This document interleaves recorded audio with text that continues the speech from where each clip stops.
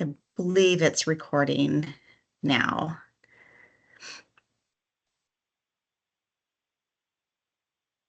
We'll see how that goes. So I'm going to kick it over to Mike. Looks like all of our commissions are represented. So I'm really excited to hear your thoughts and your feedback on the presentation tonight. Appreciate that, Regina. And again, I'll extend gratitude to everybody, especially on an evening virtually. I appreciate everyone gathering for this too as I pull up. Really, as Regina teed up here, kind of a point in time and a series of concepts and kind of where we are with the project. So, briefly, sorry, probably we should have provided kind of a agenda for tonight. I'll just kind of do a brief recap of the projects, the kind of the intent, the goals, the vision of it, where we've been in terms of especially engagement, which all of you on this call have been involved with in many ways, and then actually walk through kind of the three lenses of our concepts right now, and then I'll wrap up briefly with kind of where we go for the next couple weeks and really into the end of the calendar year too. So I'm intending 20 minutes or so at most, probably, that I'll walk through some of this. I want to preserve as much of tonight as possible to hear questions, hear feedback, and have a discussion with this as well too. So a brief reminder for these upfront slides. Again, you've all seen most of this already, but this is kind of the official study area. As I've told each of you in the past, so we of course look beyond the footprint, that kind of golden area indicated here, but this being the kind of more designated official area for the study area, with kind of downtown being represented here, of course. So again, you've seen this, but kind of the plan goals. What do we tend to elicit or deliver through this too? You can see there on the screen. And if I'm to summarize all these, it's really what is the series of both public and private actions necessary to move downtown into a more vibrant, livable, walkable place. That then kind of reaches a vision statement, which I'll show in a couple of slides here, that we've developed in our conversations with you all, the public, and other key stakeholders as well too. So what you see on the screen here is really what the intended goal and outcomes of the project and the downtown plan will be. For our engagement and kind of what we've done and where we've been, we're really probably straddling this feedback loop and final vision. We've already kind of actually kind of progressed and refined some of the more final elements, as I'll note in a second. But purposely, intentionally having a three-phased engagement, intending to have multiple feedback loops with various stakeholders, yourselves included. Regina's already noted the Let's Talk Savage project site, which I think it's great that this will hopefully be hosted on. That's been kind of the more consistent, sustained location for project updates, interactive maps, and surveys, et cetera, on there. But we've also had a series of in-person and virtual outreach to a series of stakeholders. We've talked with each of you on here already about that. We've moved from our upfront awareness and input, which is really just that data gathering, to now in the second and almost a toe in the third as well too, about this loop and feedback loop. So what have we heard? What have we done with it? What's the series of recommendations or draft recommendations and concepts? Reporting that back, does that feel accurate? What do you think? Kind of getting feedback and refinement. And then now our final vision will be moving towards over these waning months of the calendar year, which is amazing that we're already talking about that. It doesn't feel right that it's November soon. And again, Let's Talk Savage, we've kept up to date.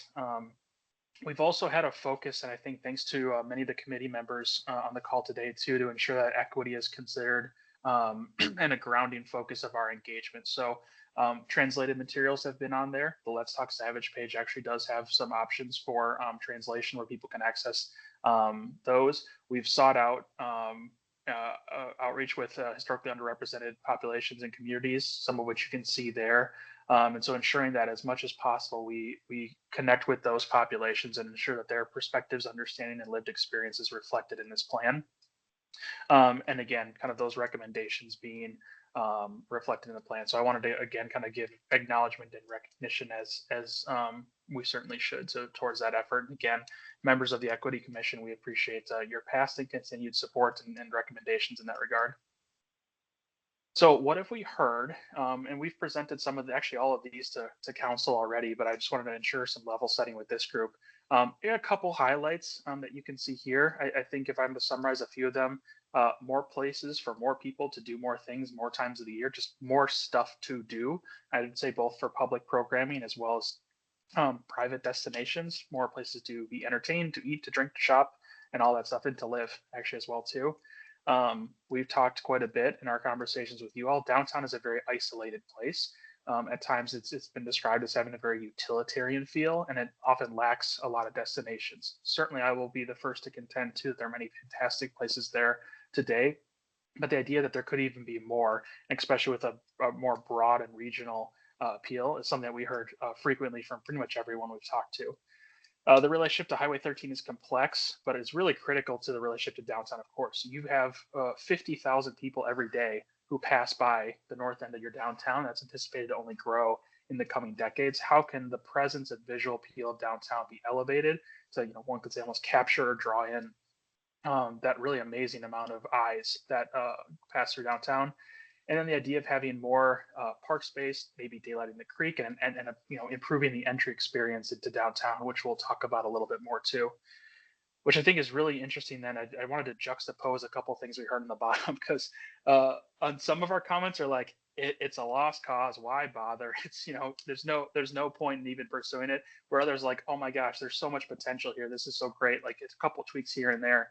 Um, and certainly we're of the mindset that there's a tremendous amount to build on already downtown. I will in no way think it's a lost cause and all that. So it just it's interesting what you hear in feedback. I think it's all valuable, but I wanted to affirm that certainly there are opportunities for improvement, and I think I'm personally excited by that. And I think we've got kind of a great roadmap that we're building alongside you all in that regard. So I noted a bit ago about moving towards a vision, and this is the vision that we've been kind of refining along the way for this. And I think we may have shared some of this already with folks, but at the top you can see a regional destination. So emphasizing the idea of it should be for more than just those who live and work already in downtown, which is an important distinction because that influences the types of land uses and public spaces and connectivity you have. So a regional destination to live, work, play. I love this juxtaposition in the back half that both celebrates the historic identity of the district while embracing a modern approach to vibrant neighborhoods. And I think it's been a fun challenge for our team and Regina and Angie that we've been working with of how do you kind of reflect and celebrate the identity of what Savage has been while embracing a potential future of where it could be.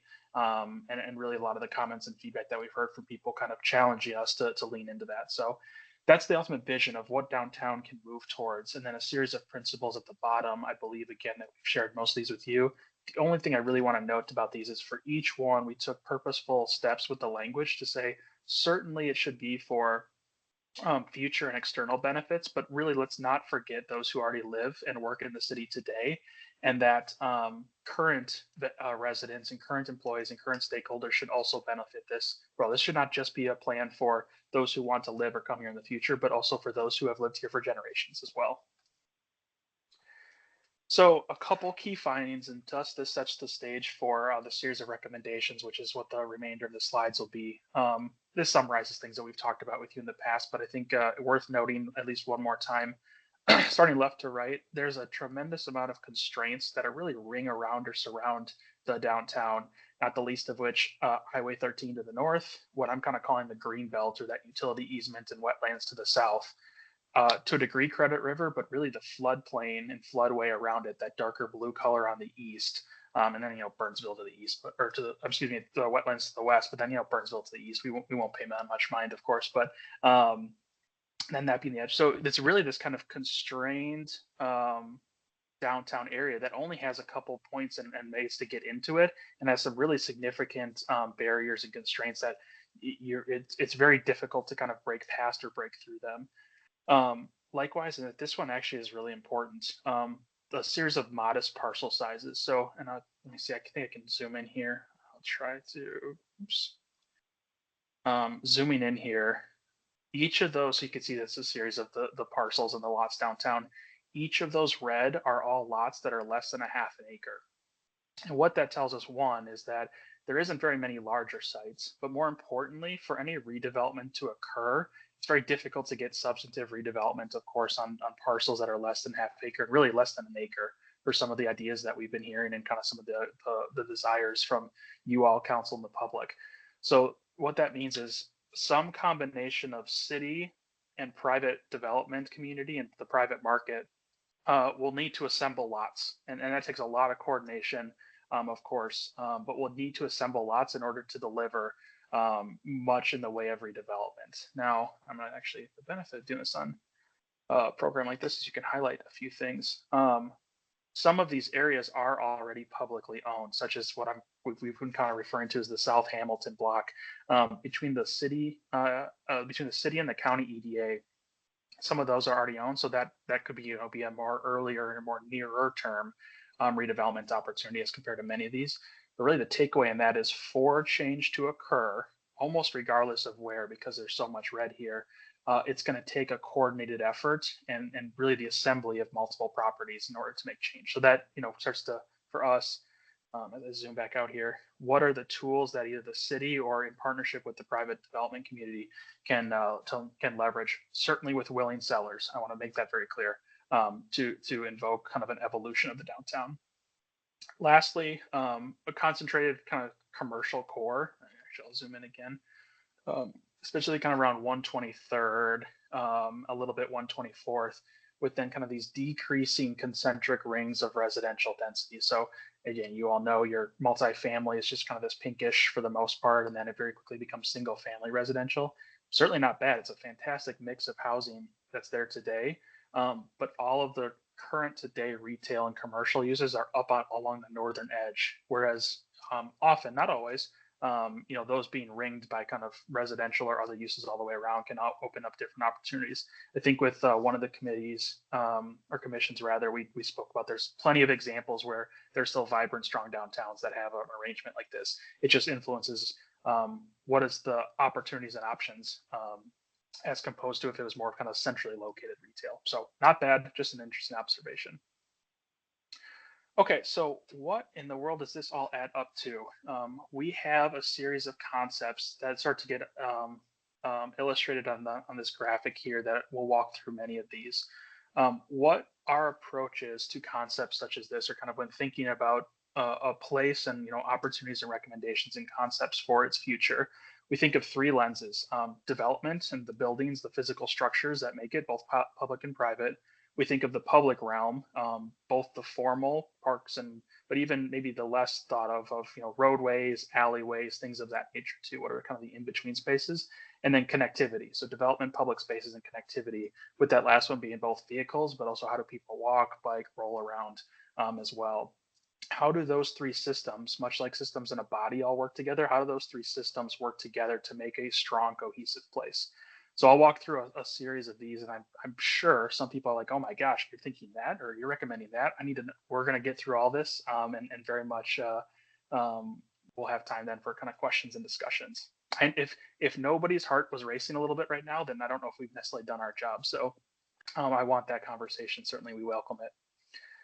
So let's start first with public space. I think one of the most interesting opportunities that we've explored, this is the depot parking lot today, is actually thinking about what might a destination public space be within the downtown. And I'll split back just one slide briefly. This is that spot right up here, the depot being this kind of red building right here, this red box, the depot parking lot adjacent to it. So what might a destination public space be in the future? And I'm sorry, it does look a little blurry on this side, doesn't it? That could draw folks down, be kind of an entertainment and activity hub, but then actually be complementary to the depot or maybe even the future uses of the depot, and then the streets that are around it today. And we'll look at the streets here in just a moment. So we've been toying around ideas and have met with Greg and Sang and other members of city staff as well too to vet these. And I think it's safe to say there's a lot of excitement about the potential of an idea such as this. It doesn't necessarily need to be exactly what's shown here with maybe some small amphitheater space or kind of a performance, not small performance stage. Maybe there's a small splash pad and kind of dining area adjacent to, let's just say the depot had an opportunity to kind of open up more and had more walk up counter, for example. Maybe there's a way to add on restrooms and kind of that space necessary for a splash pad onto a depot, and maybe the depot dining can continue to spill out as it starts to today. Have much more kind of an active destination space. Similar, maybe there's recognizing the role that the depot play or the parking lot, plays for the farmers market. Maybe there's semi-permanent or even permanent kind of shelter structure space that could be raised on what we're showing as the north end of the plaza and kind of be that vendor space in the future too. Now, certainly the keen eye has noticed is that this would in fact then require some of that much of that parking, about half of it or so, um, to accommodate a plaza space such as this. And that's of course a consideration for any of these is there is a wide swath of parking really all throughout downtown with about 80 or 90 spaces, if I remember correctly, at this parking lot. Um, and that's kind of part of this is, and not really shown or discussed so much tonight, is moving towards or having an awareness of more, one could say like a district approach to parking, where there's multiple places to park, ideally on the edges and maybe some still here, for people to get to comfortably get to many different places within downtown. I know there's been past parking studies, and we actually did a utilization study as well, where we counted all the public spaces, specifically west of Lynn, where most of our attention is focused. Everything west of Lynn, public on street and off street, and there's plenty of parking spaces. We did weekday during the day and at night. Or in the late evening, excuse me, and then same with weekend during the day, and then kind of on, I think it was a Saturday night as well. Certainly, there's a spike in usage on Saturday night, but when you look at kind of this entire, let's just say, I'll go back quick, 6, 7, 8 block area, kind of this core area in downtown, there is always plenty of places to park. It just might be a block or two away, and it might be on street, maybe some off street on a parking lot, on a public lot, excuse me. So, but something certainly that we're aware of and are kind of considering, and we'll have a series of recommendations on of how can the city kind of continue to provide parking well, knowing that there may be some different uses or maybe some better and higher uses in some locations. So I know we'll get back to that one as well too. Continuing on, and kind of keeping with public space a bit, but this again, the keen eye will have noticed on that last graphic that 123rd Street looked very different. And an idea that we're suggesting or exploring is, what if 123rd, I might just keep flipping back to this graphic, um, from Princeton, I believe it is, over to Lynn, these 3 blocks in particular. What if these were transitioned more into an event type street, or kind of more of an active street? And could it look something like what we're looking at here, where the current diagonal parking would need to be shifted and shifted to parallel, which again would have a bit of a change in the number of available spaces. But what that does is it unlocks a tremendous amount of space to widen the sidewalks, um, have still trees and maybe different kind of light poles and seating. Maybe there's one could even imagine some kind of flat curb space too, where let's just say the depot is on the left side of this image here.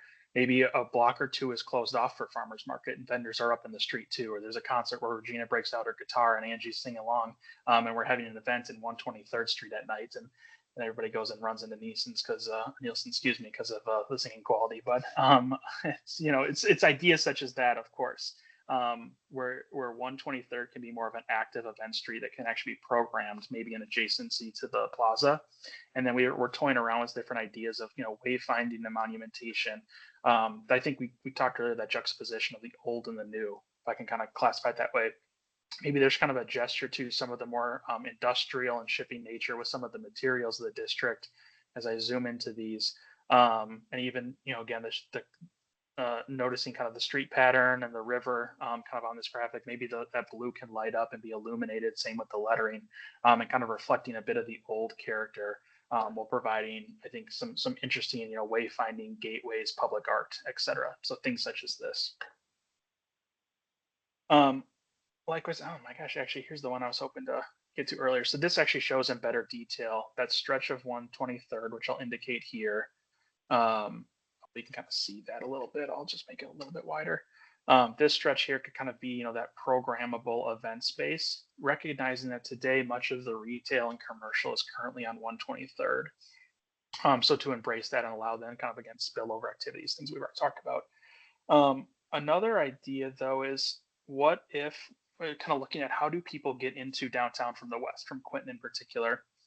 Today, of course, it swoops into 123rd, and I think one kind of observation that we've had is it doesn't always provide the clearest or maybe the most inviting entry experience, some could say, into downtown today. It's not bad, but could it maybe be better? And what if, thinking boldly here, what if that actually got realigned to 124th, as you can see here, had a little bit more of a straight line and kind of a more visual invitation into downtown, have a little bit more maybe kind of gateway or monumentation welcoming signage on Quinton here.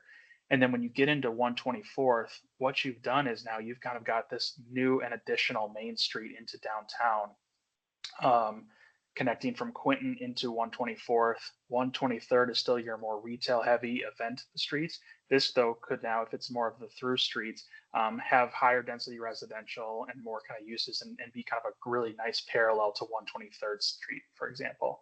Um, and that's one thing that we've been again exploring with staff, and even during council, there was some real interest in what this could unlock. Certainly trade-offs, right? There's some private property that would be involved, and those would have to be individual discussions with willing owners, but could be an interesting play or move. So again, I'm going to go through the rest of these in a little bit quicker than those. I think those ones I wanted to emphasize. Lastly, and we just talked some connectivity, but lastly with connectivity, these dashed lines looking at what might bike and trail opportunities be through downtown.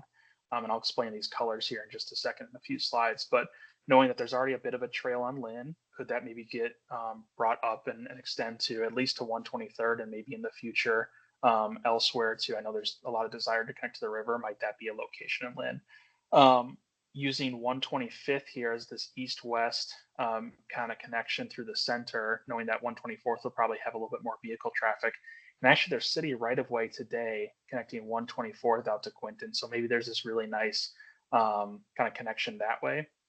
And maybe pulling, I think it's 127th or 128th down here.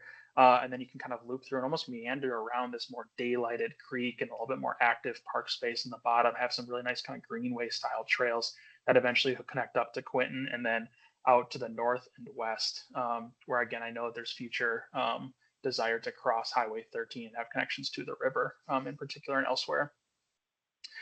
So we are certainly thinking about bike connectivity in that regard. And I'm gonna go back to then one more thing with public space, and I should have had a slide for this earlier. You'll notice up here at the kind of the northwest quadrant of Quinton, we're very aware, as we talked to you about, of MnDOT's Highway 13 project. They are exploring. There's been no commitments on any of the design. I'll just note that right off the gate. But they have been exploring of might this parts of these properties here, which actually are highly encumbered by floodway, really can't be developed feasibly. Could that be a stormwater feature for MnDOT's Highway 13? And in which case, if they pursue that, I would suggest for the city then negotiating with MnDOT and saying, might that then be a publicly accessible park space, maybe relocating the dog park into this area, knowing that it's across, Quinton, which is a higher traffic street, but this could be maybe a nice publicly accessible kind of more passive green space, maybe with the dog park in that area as well too. So I wanted to note that too with public space before we wound down here for development. So with development, we kind of are looking at two different things. One is a series of really three key redevelopment sites, and then which I'll talk about more in a second. And then underneath that, those colors, which I showcased earlier, is what might some kind of land use types, really character areas be. And I'm going to start with that actually. We've talked already a bit of along 123rd. That continued to be really kind of the retail heart or commercial heart of the corridor. And I think in particular, what's going on with those businesses to the east of Lynn is they're strong. I think, and I'd almost contend too, that they play a really unique role with a lot of the ethnic businesses that serve a lot of, I think, the more diverse population in this area. I don't really see much of a reason to, frankly, kind of mess with that. And I think just continue to let them operate well, provide them really more customers and through more people living in this area, but really just embracing the strength of those businesses and allowing then even more retail to happen kind of along 123rd here. As we move south, this purple being much more of that kind of mixed use and allowing for higher density. Certainly not saying that we're coming out with bulldozers tomorrow or anything. That is certainly not the case, but rather allowing for higher density uses. And then as we move to the east, you see this kind of more orange color, more allowing for and continuing a use of more medium density housing, much of what's out there today. And then this yellow being what I'm calling urban neighborhood. This very much basically kind of what's out there now is these smaller, more modest lots with the single family homes that are on there today. Again, I think there's a lot of strength to that, a lot of value that that type of housing provides and a really good mix, and allowing that to continue today. With then of course St. John's in the center here, preserving, acknowledging their role and their presumably their continued role in the downtown.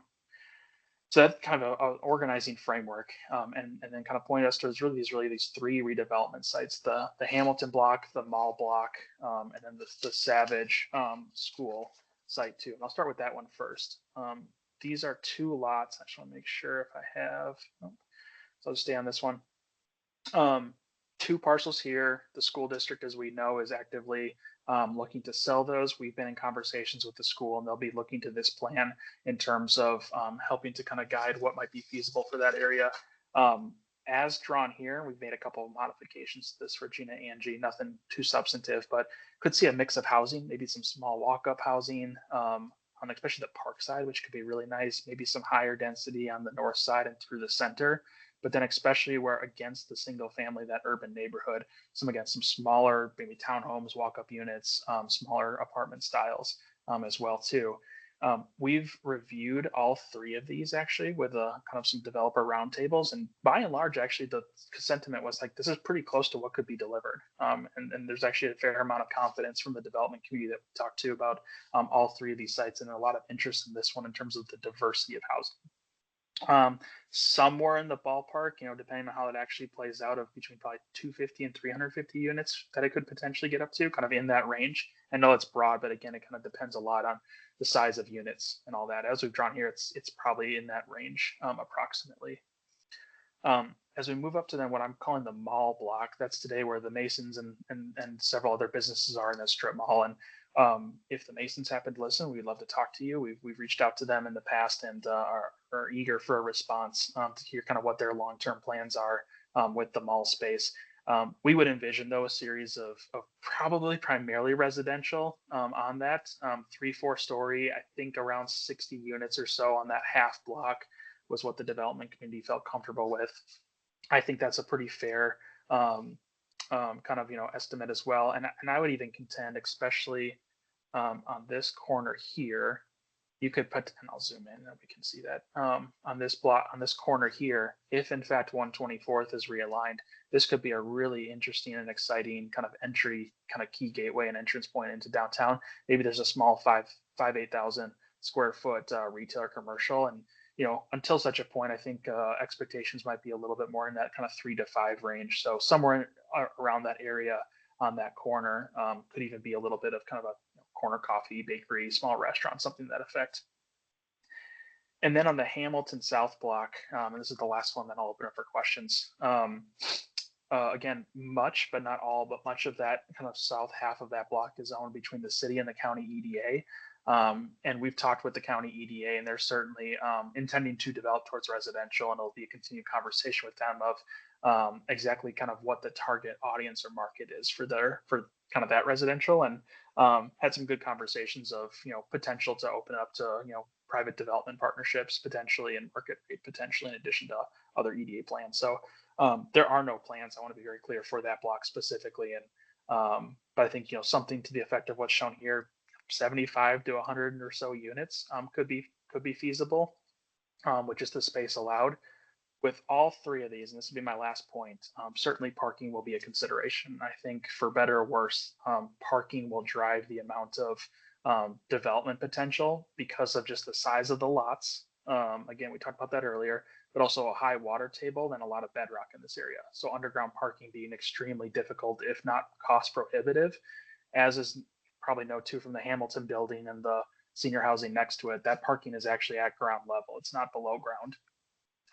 So I think that it has already been a conversation of parking requirements and trade-offs with that too, and kind of the balancing act that comes within that too. So I don't have answers on that, but it's certainly something we're aware of and we'll be highlighting the plan. So with that, rather than flash the question screen and have you look at that, I'm just going to go back to the first graphic here. And I will stand for any and all questions. Regina, since I have this up, if someone either does raise a hand or shouts out, if you can kind of be the MC, if you don't mind, that'd be helpful too. But appreciate everybody's time and looking forward to some good discussion.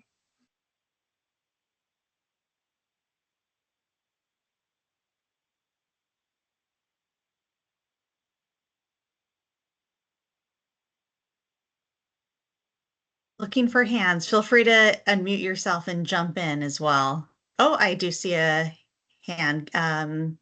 Catherine. Hi, everyone. Yeah, Katie McIntosh with the Economic Development Commission. So just a question about the idea of that 123rd Street being kind of an event street.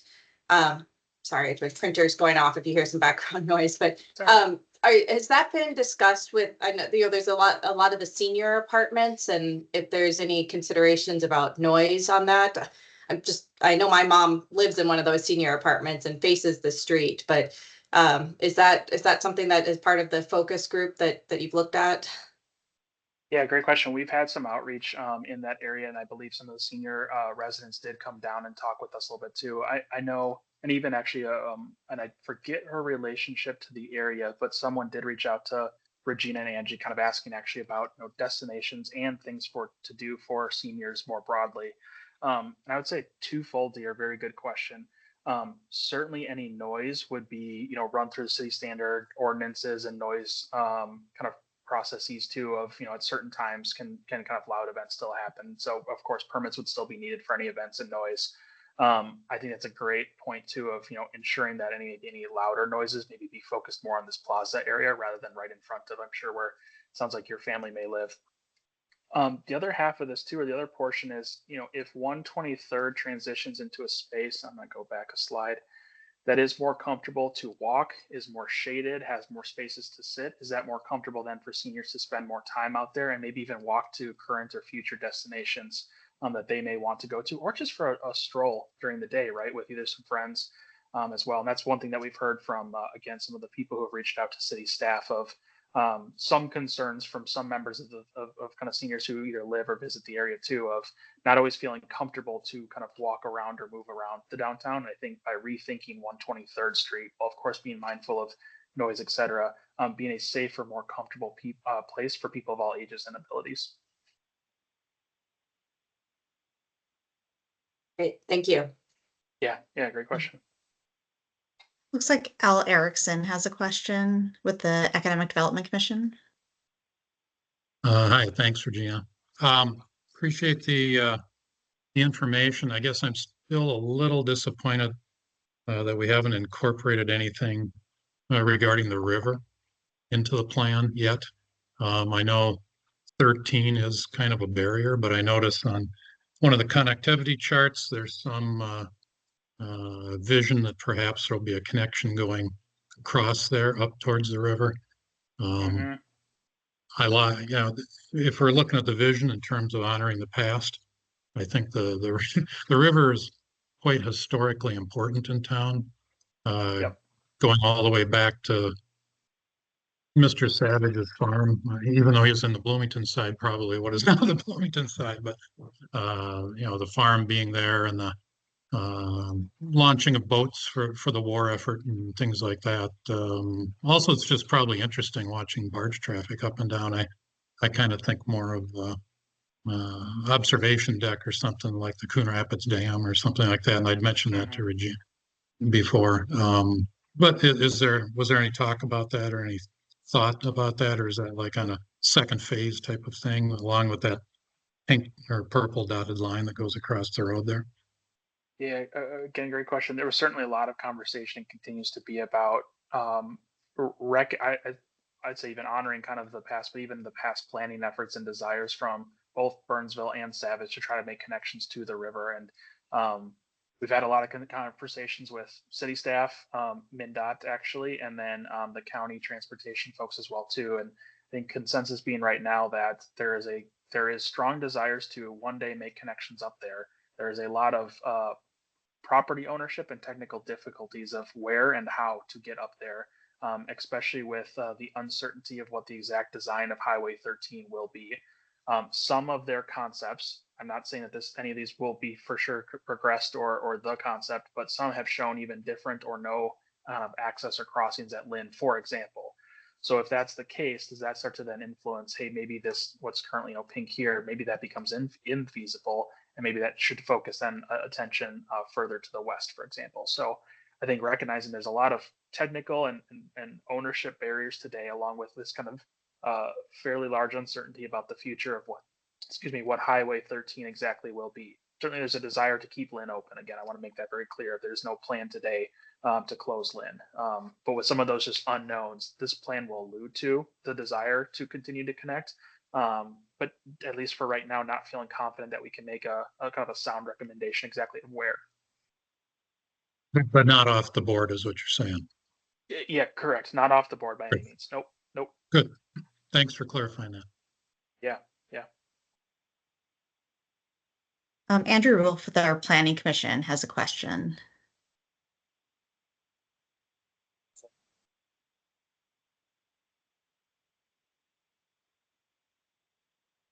Andrew, if you're talking, you're muted.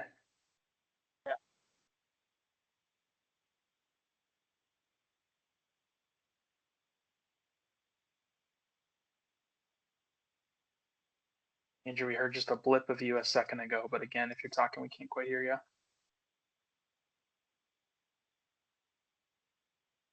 Did you say you did hear me? Because I'm unmuted, and when I asked if anyone could hear me, no one responded or.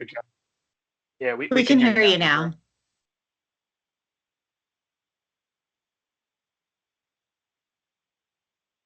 Now we just lost you. But not again, now. Andrew. Yeah. Andrew, if you want to put your question or any comments in the chat too, that might be a way that we can make sure we get them. Sure, Macias, do you want to go next? Yes, good afternoon. Can you hear me? Yes. Oh, good. Yeah.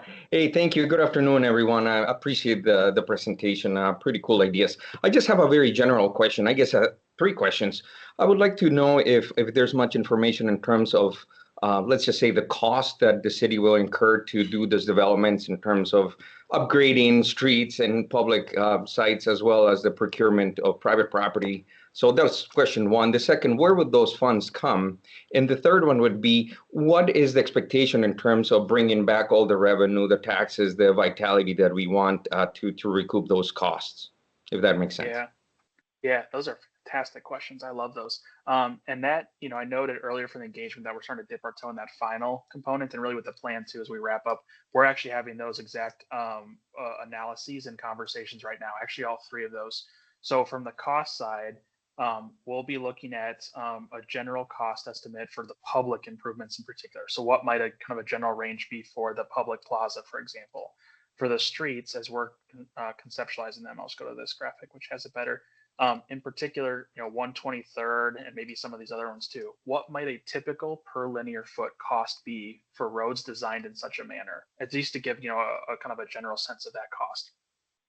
Where those funds will come from then, and I should say that the cost for property procurement, we're not getting into that, or at least not intending to, primarily because a key point of this plan is to intend that much of this being market driven, especially from a development perspective, being kind of private and market driven, with possibly the exception again of that southern Hamilton block site, just because so much of that is already publicly owned between the city and county EDA. So that's the great questions. Those in terms of where the funding, absolutely, we're actually developing right now kind of a funding plan in terms of what our general sources, grants, the state level in particular, state and regional level, what might funding sources be, and then really importantly too, what kind of powers does the city have from their EDA in particular in terms of levy, which I know that the city doesn't currently use today, but that is in fact a tool on the table that could be considered. TIF, and actually, Regina, I think you may have saw we're going to meet with Stacy briefly on Monday to talk about that in more detail. What role could TIF play in a district like this? Does that maybe make sense? And what are really the full arsenal of tools that the city has at its disposal, and then where might it make sense to start to consider those, knowing that each one will be on a case-by-case basis. And then in terms of tax revenue, just actually earlier this week, we had Ellers Public Finance is a partner of ours. They're a sub to Bolton and Mink on this project. They just provided actually the initial draft of what anticipated tax revenue could be, the city portion in particular, from this kind of amount of threshold of private development. So then we can start to square up a little bit of what kind of annual tax revenue would the city bring in as compared to these costs, and then kind of any of that gap in particular, what funding sources might be out there, grant or otherwise, to help pay for them. So Commissioner, what you're getting to is a fantastic, like in our implementation section, which we're working on exactly right now. Yeah, thanks for the info. Appreciate it. Yeah, yeah. Commissioner Lindy with our Economic Development Commission has a question. Yes, hi. Thank you for putting this together. You've had lots of conversations behind the scenes, and the slides are really helpful. So thank you. On 123rd, with that being the primary retail space, how many businesses do you think will fit in that 3-block area? Oh, as compared to how many are there today? Yes. Great question. Certainly depends on the type and scale of development. And it's kind of an obvious question, right? I think today there's actually quite a few. Obviously, there's quite a few. We all know that on the south side of 123rd here at between Princeton, or just the east of Princeton, kind of the more west side. We get into kind of now a conversation of basically kind of what types of development and then kind of how much the use of land and kind of the efficiency of land is one way to describe it.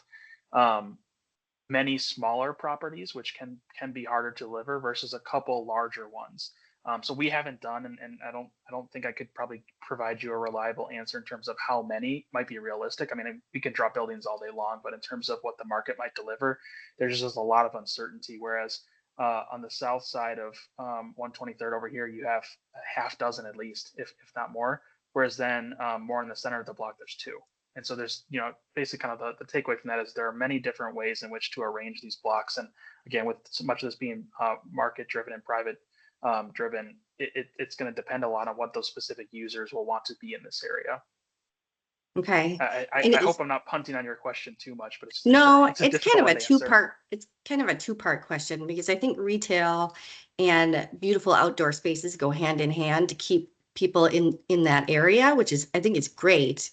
So I am interested in how many retail, what kind of retail, what kind of commercial districts you're thinking, but also for the outdoor park area. I mean, having outdoor music is wonderful, and having an area to have a peaceful walk with a friend it's hard to find, but it being so close to Highway 13, I mean, one semi truck whose exhaust is going into acceleration can ruin a conversation, or maybe even not let you hear music. So I know you mentioned it's very complex, that relationship of the redevelopment and 13. What kind of sound mitigation are you planning? Yeah, great question. Again, two-part a little bit. Some of MnDOT, what makes this a little bit difficult is MnDOT has not yet selected a kind of a concept. And so a little bit will be driven by what is the roadway design adjacent to, especially this portion of the plaza here, because some of their concepts that they've progressed into kind of their final evaluation actually show an elevated wall along this northern stretch, actually, where the highway will ramp up to accommodate a crossing over Quinton, rather. Now, if there's let's just say kind of there's that wall space there, kind of a retaining wall of sorts, that might actually naturally mitigate some of the noise by having it kind of up over potentially. But I would say then it opens up an interesting conversation of, in partnership with MnDOT, how might that wall be designed to be aesthetically pleasing, for example, and kind of the trade-offs of that.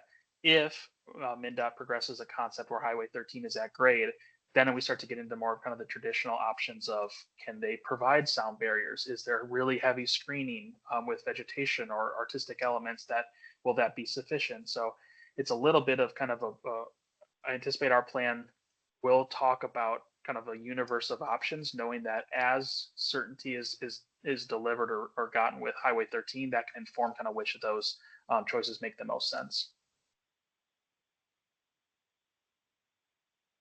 I feel like I punted maybe twice on your questions. I didn't mean to do that, but as anybody knows, with planning for the future, there's so much uncertainty and there's a lot of it depends. Holly has a question next. I apologize, I'm not sure which commissioner, if you're a member of the public. And then after Holly, I have a chat message from Andrew and then Kathy. So Go ahead, Holly, first. Oh, hi. I am with Shauna's Dance Studio, Yeah. And we have been here, we're going on our 16th year, and just saw this first time, you know, I've been on, or actually that we were aware of this. So I don't know if we haven't had any communication on it. I don't know if we reach out to the Masons on it. You know, we were looking and hopefully being here for many, many years to come. So this is this something that is a certainty that our space won't be available here, or does it depend on if the Masons decide if they want to keep this building? If you could just give some insight on that.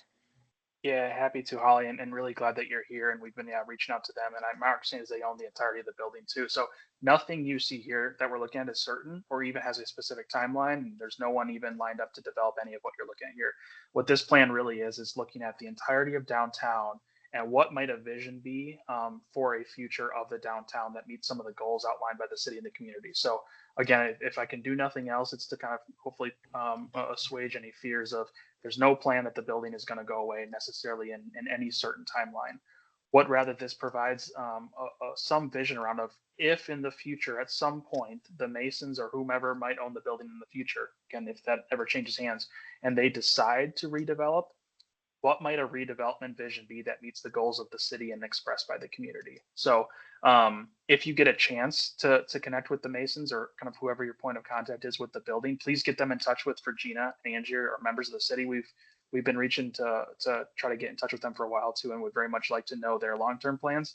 But I'll just reiterate very clearly, there's no specific plans to redevelop, change, or get rid of the mall anytime soon until such a point as that owner wants to, which is maybe never. But if they ever want to, a vision such as what we're looking like might be a future of that. Okay, thank you. Yeah. And please reach out to me with any additional questions after the meeting. More than happy to chat through more and learn more about your business as well. Okay, I'd appreciate that. Thanks so much. Thank you. Yeah. Thank you. Thanks for being here, Holly. Yep. So Andrew had typed in two questions. First question, I don't know if you can see it, Mike, but what is the plan to address traffic coming off of 13 onto Lynn, turning onto 123rd from the west if 123rd is reduced? Oh, I see. Yes, great question, Andrew. This is kind of tapped or tied or related to kind of the punting I did with Carrie a little bit, as some of that is going to depend on what MnDOT decides to do with that intersection and that access in the future. The city, Regina, tell me if this is correct too, a general position of the city is to still provide access from Lynn or approximately its location today. And again, some of the alignments that MnDOT is exploring still shows different alignments and access from Lynn, some of which might pull it in a slightly different location, maybe to the east or to the north. And so it's a little hard to suggest specific recommendations in this plan, not knowing what MnDOT's going to eventually and ultimately choose to do with that intersection. I think generally speaking, I'm going to go to the roadway. And Mike, yeah, please. Mike, Andrew just clarified he meant to say from the east and not west, coming from the east. So. Oh, from, just to clarify, Andrew, if you have just the Lynn intersection from 123rd to Lynn. Okay.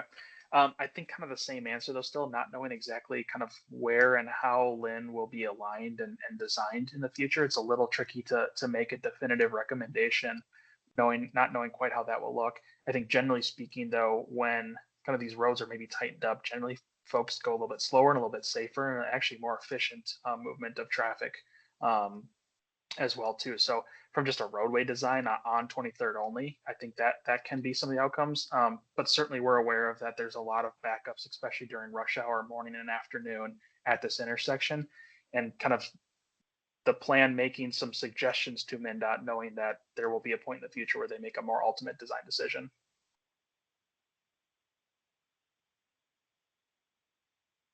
And then he had one more question. Let me just get to the chat. Or the comment, it sounds like all the redevelopment plans are for housing and no mixed use commercial retail. Are fancy roads and outdoor seating really the only aspects of this plan designed to draw additional people downtown? Yeah, good question. I would say that's actually a decent pretty move by itself of kind of public space improvements. I think the plaza and streets by themselves, are pretty could be a decent investment. One of the things that this gets back to, if you remember, Andrew, that exhibit with all those kind of red properties is there's so many rather kind of smaller lots that exist here today that it's going to take a pretty good amount of effort and coordinated kind of attention to assemble these, that redevelopment is not necessarily going to be a quick effort. And so trying to recognize in this plan, where are some of the more near term opportunities, potentially these three properties. We know the South Hamilton and especially the school really being the more in the near term. And then looking to this graphic then as well of as Regina and Angie, excuse me, are currently updating the zoning code of actually making some land use recommendations too of as compared to what might be allowed today, might those be reconfigured or broadened so that as private development does occur over whatever timeline it happens, different types of uses would actually in fact be allowed in the future. Showing redevelopment concepts for 3, but again, there's kind of this purple mixed use and high density residential. Now that's actually kind of a new move that would now be allowed in this kind of this core part of the downtown, if that makes sense.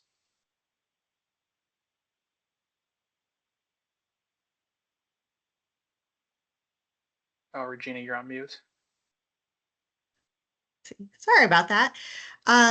Kathy, I'm not sure if you're a member of one of our commissions or a member of the public, but you have the floor. Park and Rec Commission. Oh, excellent. Thank you. Thanks for being here. And that actually just want to mention the number of interconnected options here where there's absolutely no way of having certainty is really remarkable in a large scope. But the one thing I kept hearing, understandably, is we need to know, what is MnDOT going to do? What time frame are you anticipating MnDOT giving you an answer? 1 year, 2 years, 5 years? Yeah, Regina, do you know that one? It's kind of a I big don't have the exact time frame. I could get back to you on that, Kathy, and others as well. I'd have to look back at my notes. They're having, conversations right now, technical meetings, and I believe, more will come out within the next year. They'll be doing some public outreach, November, December timeframe, and then more design will come after that. But I'm not sure the exact years, but I can follow up certainly. No, I'm just curious because depending on some of the options been discussed, what is showing here will change definitely, and saying that respect. So that just seems like such a big something to even start talking about. And the other thing is the time frame, which I believe earlier said there is no time frame on any of these items. These are just more, if this would happen, this is something we might consider doing. Because when I saw this, I initially, when I went through the documents earlier, saw a huge opportunity as well as essentially an obligation in terms of park and necessary funding and additional amenities for the amount of additional residents that this might attract and things of that sort. So, we have kind of like a, CIP process. So again, just want to somehow figure out how some of these very exciting ideas can enter into that planning process. I mean, it can also be things here and there. I mean, frankly, a dog park that attracts people in a placemaking manner that's just crazy. So parts can still go ahead, even if other parts don't. I'm done. Thank you. No, that's a fantastic point too. Of plans like this are generally seen as kind of policy documents and vision documents to really empower the city to make decisions. It's how we kind of open the meeting today too. What is a series of both public and private actions to align those towards some vision, which is visually illustrated here. CIP, I think, being a great one too. And I know our conversations with Greg, there's some of this that Greg's like, this is great, but I'm gonna need more resources, or this is great, we can start to do some of these things today. Greg being the park superintendent or the director. for just a level setting. Andrew, I'm actually still thinking about your question too about some of the development piece. I think what also makes this tough, if I can just loop back to that briefly, is I think this is true. There's not like any like there's no vacant sites in terms of really space that's undeveloped for the most part, other than some at the South Hamilton, which we talked about. There's also isn't like a significant or long-term vacant properties either. I think that's also a complicating factor in terms of necessarily recommending larger or more kind of specific redevelopment sites. Is any redevelopment in the future would necessarily have to come from a turning over or transitioning of either someone's home, someone's multiple homes, or active businesses today. And so I think with that kind of awareness and caution is maybe why some of the development shown here is maybe not as aggressive or hard or wholesale or broader as maybe some of the past plans or other downtown plans that people may have seen. So you've got me still thinking on that one, Andrew. That's kind of another one too that plays into this. I just wanted to note, MnDOT could be actively working on Highway 13 between Quinton and Nicollet and Burnsville, 2027, 2028.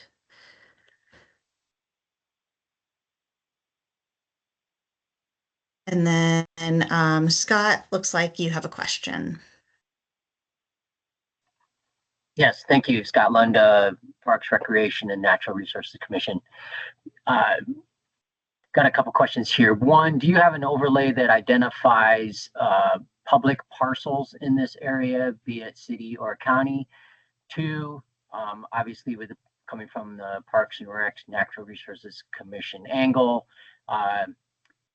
you mentioned daylighting the Credit River area. With that, is there potentially tying in? I know it's still the Credit River, that tying in to the south to Hidden Valley, and then potentially going to the east to Rudy Kramer in Burnsville, if there's opportunities for those, so that we're tying into additional areas, so that this region for development isn't so isolated, but there's other ways to access it from a park and rec and outdoor activity aspect. Yeah, I'm gonna answer that last one first. Great questions. So, and I know I forget the name of the exact park, excuse me, further to the east in Burnsville, but I know that you all have wanted to make that connection for quite some time and are reliant on Burnsville to help make that final connection. Of course, it's, I forget, one of the commissioners mentioned there's this plethora of, unknowns out there, which I agree. We've been steeped in that for a while. And I think that being one too is how to continue to work with Burnsville to try to make those eastern connections in particular, if I'm following the correct location.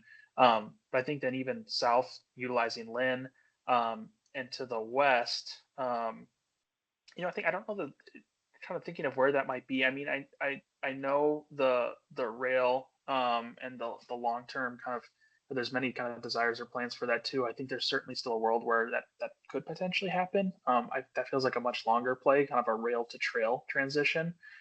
So with that in mind, we're suggesting that Quinton and then 123rd to the west kind of be envisioned for that east-west connection. If that starts to get to your question about how do you have more active connectivity, I'll call it, or even recreational activity kind of beyond just downtown. It's actually surprising how very few connections and really almost no connections into downtown there are today from a bike network perspective. I think there's Lynn and some of these that go through the subdivision, and that's about it. Which actually made this exercise that we're looking at here a little tricky, because where might it come in the future, knowing that there's a lot of contingency with surrounding jurisdictions, and then where might it go in the future, knowing again the conversation we had about the river. The public parcels, we do actually have, it's not shown here on the screen, but we did actually look at all of the publicly owned parcels, city, county, or otherwise. And there's a lot, actually, a really, really high number. Much of that is park and then wetland. And so obviously the park along Quinton here, Warren Butler Park, Hollywood Park, and then the wetlands to the south. But even within downtown, there's quite a few publicly owned properties as well, too, some of which we're showing here as redevelopment sites. So yes, that is something that we looked at. I do have a follow-up if that's okay. Yeah. So with regards to if we're looking at the MW Savage area and then Warren Butler, Hollywood, and along the Credit River there, it seems like some of these projects, I know that when we get further to the north and you get closer to retail, it's what is MnDOT going to do with Quinton, Lynn, all the way down to Chowan. But it seems like some of these concepts, for example, daylighting Credit River can be a start. And then if, the MW Savage redevelopment type area can occur independent of what is happening on 13. So, so my question, it seems to me there's an opportunity to, with trails along the Credit River, through Warren Butler, through Hollywood, continuing to the east, to tie into Burnsville. And I know that going west along 123rd is a little more complicated, but it seems like there is some more potential there to get folks off of street. And so I just wanted, maybe that's a way to, you can get people there, and then from there, the development along just south of 13, 123rd, depending on MnDOT. Yeah, I would certainly agree. Is there are many, in spite of how many kind of unknowns there are, particularly kind of around the periphery and to the north, I think there's a lot of things still that could even happen more in the near term, such as those that you mentioned too, of I'd even call it kind of a more activated river kind of way, a riverway or greenway bike facilities through Warren Butler and along the river. I would say too, we actually didn't really touch too much on, but one thing that this plan suggests is actually extending 126 out to Quinton to create a second connection and entrance on the west side too. I omitted that one, not purposefully. So even that could happen more near term. Again, money aside and resources aside. So yeah, certainly agree. And the implementation plan will be structured in a way that talks about kind of phasing or timelines for all the many recommendations in the plan.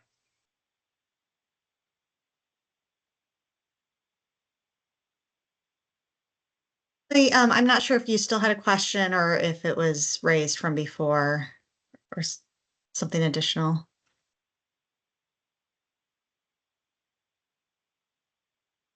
Or does anybody else have any questions? We're a little over 7 o'clock. Certainly, if you have any additional questions after this, looks like Shaylee has a question.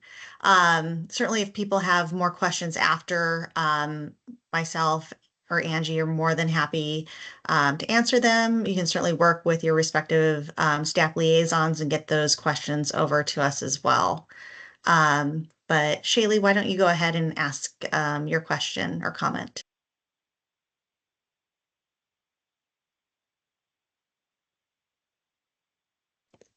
Thank you, Regina. It's not a question, but a comment. Savage is already considered more of a residential town. And on top of it, all that the orange sites that are shown on this plan, what I heard is going to be again more of residential properties.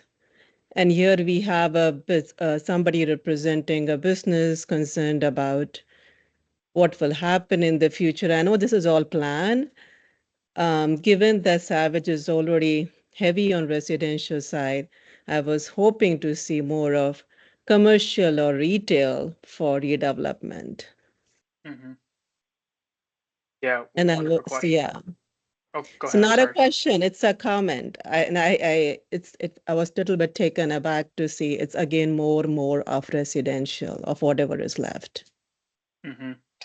Yeah, I'll make a very brief response to that too, because I want to be kind of just to define one thing too. So anything in the red or purple, this plan is suggesting could allow for resident or for retail or commercial or entertainment, so to speak.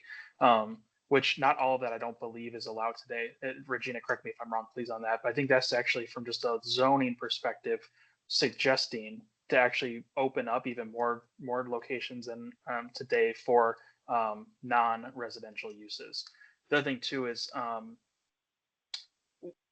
what we hear and have seen across the market, especially the last couple of years, is actually a pullback from office and even retail, of course. And that was, I was kind of hoping for a different response from our development kind of roundtables, but actually they very much affirmed that too. Of, it's almost kind of a build it, prove it, have the population or the people living there of a certain threshold to be able to attract retail and commercial. And so our read and kind of what we've been hearing and the feedback from the people on the ground, so to speak, is it is a very residential area, and even more would be needed to attract retail here when you're also competing in a sense with Burnsville and Shakopee and Bloomington and all those as well too. So it's certainly the plan desires for and suggest opening up for more locations, knowing that at least for the near term, residential is still probably the strongest market and likely is a necessary ingredient to be able to get more future retail in the future. Yeah, but Savage doesn't have much land left, and I'm hoping we're looking for the long term, not just the short term here. That's it. Yeah. That's my. Yep. Certainly appreciate that.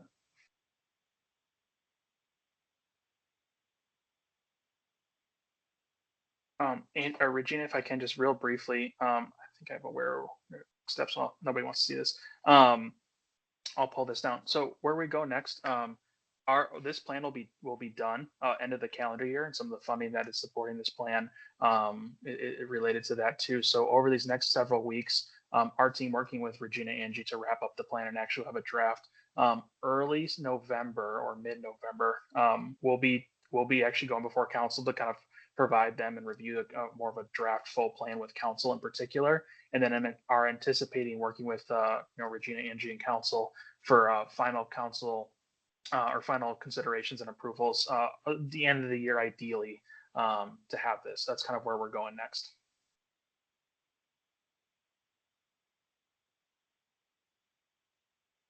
So with that, Regina, I'll let you have any closing remarks. Great. Again, thank you all for joining here this evening, taking the time out of your busy schedules. I'm really excited that we had each one of our commissions represented, and you can all hear from each other, and we could learn from all of you, and hopefully make this plan the best that we can. I know there's been a couple of comments in the chat since we've kind of concluded the Q&A portion. We'll take those comments and make sure that they're summarized within our final plan document as well.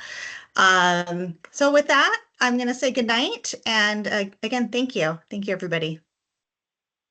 Thank you all. Have a good night. Thank you.